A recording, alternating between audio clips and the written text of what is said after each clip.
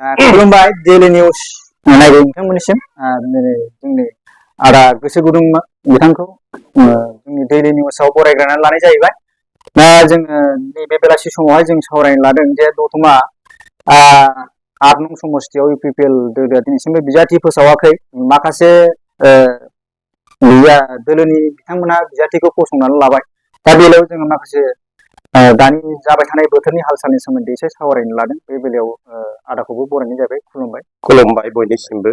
दा बे बेलायाव आङो आदानिसिम बेखौनो सोंनो लुबैदों जे 8 नं दतमा समस्तियावहाय इउपिपिएल दोलोआ दिनैसिमबो बिजाथि फोसावथ'वाखै। बेनि गेजेराव थांनाय साननैसो सिगाङावहाय 18 जन माखासे समस्तिनि बिजाथि बिथांमोनखौ फोसावनाय जाहैबाय, नाथाय दिनैसिमबो फोसावाखै। बे बेलायावहाय गोबां बिजाथि बिथांमोना दतमायावहाय फारिलाइ नुजादों। बेनि बेलायाव नोंथाङा मा बुंगोन आरो एसे?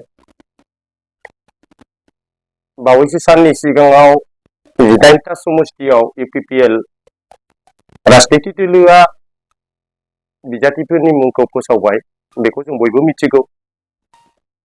दा जोंनि दतमा समस्तिया 8 नं एसटि बिजाब, बेवहाय जानो हागौ 7-8सो खोनानो मोनदों। दासिमबो बिथांमोननि मुंखौ फोसावनाय जायाखै। आं सानो गमामायै फोसावमारनाय जायोब्ला जथेस्थ' सोरबा सासे गोसो मोदोम जिउयै माहामै गावखौनो बावसोमनो हानाय हारि माहारि गासिबो समाजजों सोमोन्दो गोनां गोसो गुदुं बिजाथि बिथाङानो जाथों। दा आसा खालामो बे फोसावनाय हाबाफारियाथ' अफिसियेलि माखासे खान्थि बायदियै बिथांमोना सोरबा सासेखौ फोसावगोन, बेखौ जों बुंबानो फोसावजाग्रा बुस्थु नङा आं सानो। जायखौ बिथांमोना फोसावगोन निस्सय आंनि लुबैनायाव साननानै हनानै मावनाय हाबाफारिफोरखौ निस्सय बै बिथांमोना खामानिखौ फोजोबनानै मावनो हागोन। अब्ला जोंहा बेवहाय गोजोननाय दं। बे बेलायाव जोङो नुनो मोनदों गोबां बिजाथि जेन'बा जोंहा ज्योतिरेन्द्र ब्रह्म बिथांमोननि नामखौ लादों। बेनि गेजेराव जोंहा हार्ट एन्ड सोल खामानि मावबोनाय। नोंथाङा जे बुंदों माने जाथिनि थाखाय सेक्रिफाइस खालामनानै फैनाय फ्रिदम मोनसे, जोंथ' बर' नालाय, बर'आथ' फ्रिदमखौ लुबैग्रा हारि बा जाथिखा। दिनैसिमबो जों थैनाय थांनायखौबो गिग्रा नङा। बेनि बेलायावहाय बे माखासे बिजाथिफोरनि गेजेरावहाय सोर साबसेया बेस्ट होननानै नोंथाङा सेलेक्ट खालामो फार्स्ट स्टार्टिंनिफ्राय? नोंथाङा बे सोंलुनि फिननायाव आं बुंनांगौ जायोब्ला गासैबो हारि धोरोम आरो समाजजों सोमोन्दो गोनां रोंगौथि गोनां जथेस्थ' बिजाथि जानांगोन। बाथ्राया सैथो। गमामायै बे सोरनिबा अजनखौ जोङो जुदि दाननांगौब्ला सासे बैसोआवलाया जे खामानिखौ जे खामानि बादि मावफुंनो हायो बे मोनसे थाहैबाय। बाखि रोंगौथि थानांगोन, बियो बेसेबां सार्भिस होनो हागोन बे मोनसे खोथा थाहैबाय। दा जायफोर बिथांमोननि मुंखौ बिजाथि महरै पेनेल लिस्टसिम मुं दैथायहरनाय जादों, बेखौ जोंहा बुंनांगौ खोथा गैया। जायखिजाया बेखौ जायफोर बिथांमोना बिजिरनायनि बिबानखौ मोनदों, आं लुबैयो बिसोरनि गेजेराव जायनि अजना जोंनि लुबैनाय बायदि माखासे हाबाफारिखौ सोमोन्दो लानानै एक्टिभिटिस हिसाबै मावबोनाय रेकर्ड, बेखौ जों बुंब्रबनाय बाथ्रा नङा। जोङो सानो नोंथाङा जे जेबादि हारि बा जों उदांस्रि सोमावसारनायनि बाथ्राबो बुंनो नागिरदों, बुंनो थाङोब्ला जोंबो गासिखौबो बाहागो लाबोजोबनो हायाखैब्लाबो जोनोमनिफ्रायनो मोनबोनाय। दा बे थिउरिखौ प्रेक्टिकेलि जायफ्रा मावनाय बे बिथिंखौ नायोब्ला जानांगोन बे बिजाथिया जोंनि दतमा बादि बड'फा जोनोम थावनि समस्तियावथ' जाखानांगोनखा। जाय बिजाथिया बेयावहाय सासे गेदेर राजनिति हान्जानि बिजाथि जानानै रायजोनि जौगानायनि खामानि मावनो लुबैदों, बे बिजाथियाबो गावखौनो मोनदांखानाय जानांगोन। बाखि नङाब्ला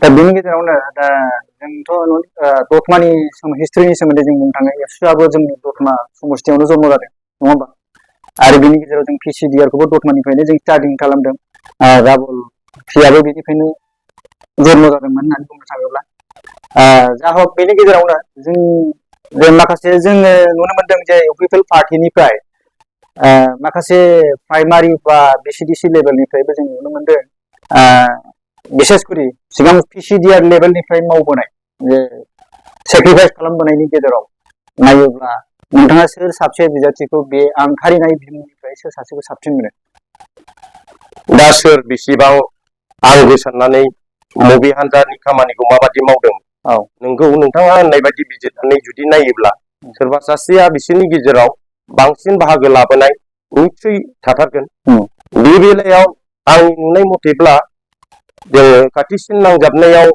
सेनियर मोस्ट पलिटिकेल इन्टारेस्टेड आरो एक्सपिरियेन्स हल्डार हिसाबै मोनसे समाव जाय PCDR नि फार्स्ट बिजाथि महरै सायख'जानाय लोगो लोगो बियो दतमा समस्तियाव BFनि आमोलाव देरहासार जाबोखांखाबाय बे बिथांनि मुंखौथ' आं मख'आबाबो जाबाय बयबो मिथिखासिगौ दा बेनि अनगायैबो दानि बेलायावबो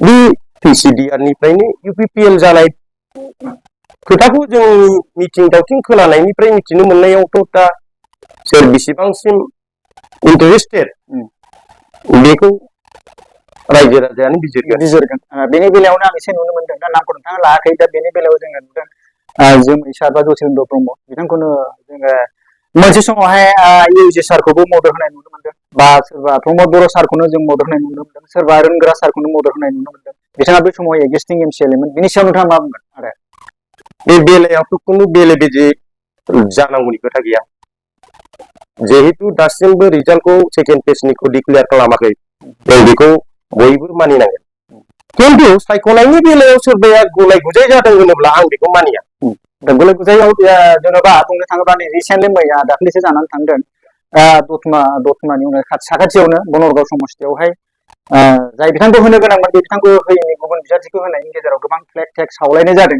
दा बे बेलायावहाय पार्टिया बा दैदेनगिरिया माबाफोर लस जागोन बा लाब जागोन बेनि सायाव नोंथाङा माबाफोर बुंगोन नामा बाथ्रायाथ' सांग्रांथि जानांगौनि जोबोद गोनांथि दं नालाय मोनसे हारियाल' बेवहाय मोनसे बिजाथिनि हांखुर जानाय बे बाथ्राया जानो हाया दा जोङो गासिबो दालाइसा हारि माहारिखौ लानानै मोनसे राजनिति दोलो जानांगौब्ला दतमा समस्तियाव सानखा हखा बे बनरगाव समस्तियाव जानाय जाथायफोर बायदि जायाब्ला बेयो जोबोद बानजाथाव जागोन आरो बेवहाय UG सारमोन थानायाव आं सानो बे सायख'थाया गमामायै सिस्टेमजोंसो बिसोर सायख'यो नालाय जों बुंब्लानो उमुखखौ हो होनब्लानो बे सायख'जानाय बुस्थु नङा दा रोंगौथिखौ नायनानै गावसोरनो बिजिरनानै जायनि पेनेलिस्टफ्रा जाय टेबोलनिफ्राय रिजाल्ट हिसाबै डिक्लेयार जागोन निश्चय बिसोरनि गेजेराव सोरबा सासेखौथ' बिसोर तयार खालामखाबाय दा जोङो जाम्बा जाम्बिफ्रा आंनावबो सोङो हाथाय बाजाराव सोरबाथ' डाइरेक्ट नोंसिना बिजाथिया सोर जानो हासिगौ होनलाबायथारो आरो दा आं माबे ड्रेसखौ गाननानै मा सिनायथि मोनखो बुंनो हाया आङो ससियेलि इन्टारेस्टेड माब्लाबा राजनितिखौबो रायलायनांगौ जायो नायदो जोङो मिथिंगायै थांनानै थानाय हिसाबै बेनिनो जोङो मोनसे जुनारखा हिसाबै दा बेनि गेजेरावनो नोंथाङा माने